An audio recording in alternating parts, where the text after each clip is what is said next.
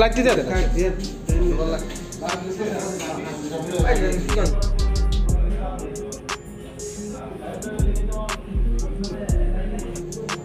দেখো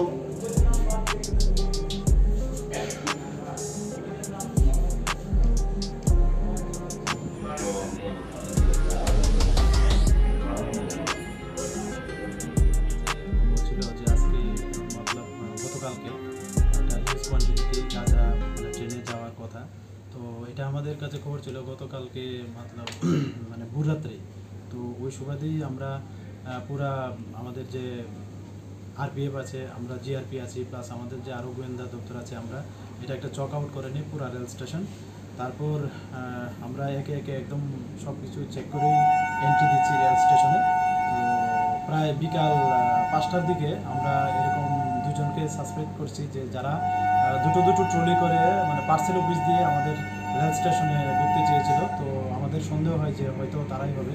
তারপর যথারীতি তাদেরকে যখন আমরা আটক করলাম এবং জিজ্ঞাসাবাদ করলাম, তারপর তারা বললো যে হ্যাঁ এটাতে করে মানে গাঁজা আছে। তারপর আমাদের যারা সিনিয়র অথরিটি আছে ওনাদেরও খবর দিলাম, ওনারাও আসলেন। তারপর চেক করে আমরা দেখলাম এখানে সেলোটিপ দিয়ে পেছানো গাঁজা ভর্তি 4টা ট্রলির মধ্যেই, এবং যার ওজন করে পার্সেল অফিসে দেখলাম টোটাল 61 কেজি শুকনা গাঁজা। তারা এখন পর্যন্ত জানতে পারলাম তারা প্রায় 4-5 দিন আগে বিহার থেকে এসছে।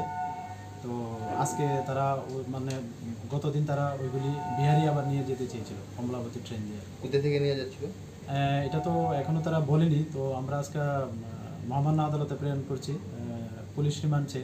তো আমরা অবশ্যই লাস্ট ডেস্টিনেশনে পৌঁছতে পারবো আশা করছি। অনেকে বাজার মূল্য কত? বাজার ওদের কাছ থেকে তো যা জানতে পারলাম তারা প্রায়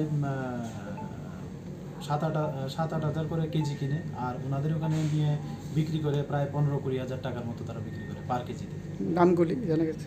নাম হ্যাঁ, দুজনেরই বিহারি। একজনের নাম দীপক কুমার, বয়স 20 বছর, আর বাড়ি পাচাহারি মালা, এটা পাটনা ডিস্ট্রিক্টে। আরেকজনের রোশন রায়, বয়স 21, ওনার বাড়ি ব্রাহ্মণপুর, এটা বৈশালী ডিস্ট্রিক্ট, বিহারে পড়ে। দুইজনে টোটাল কত হবে?